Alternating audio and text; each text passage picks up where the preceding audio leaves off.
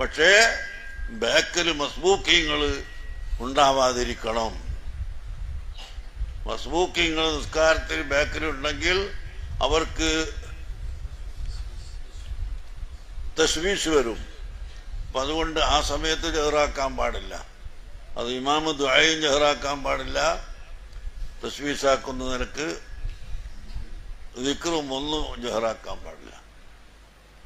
അത് സക്കാഫികളെ അല്ലാത്തവരൊക്കെ ഒന്ന് പഠിപ്പിച്ച് അടിക്കേണ്ടി വരും ചിലപ്പോൾ.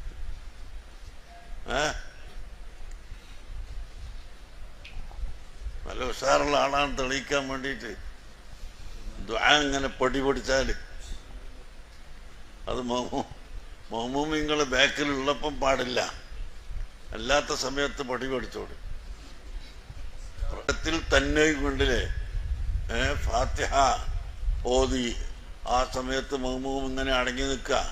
എന്നിട്ട് സൂറത്ത് ഓതുന്നതിൻ്റെ മുമ്പ് ഒരല്പസമയം അഥവാ ഫാത്തിഹ ഓതി തീരാനുള്ള സമയം ഇമാമ് സുക്കൂത്താവുകയോ അല്ലെങ്കിൽ ഓതാൻ പോകുന്ന സൂറത്തിൽ നിന്ന് അല്പം സിറായിട്ട് ഓതുകയോ ചെയ്യണം.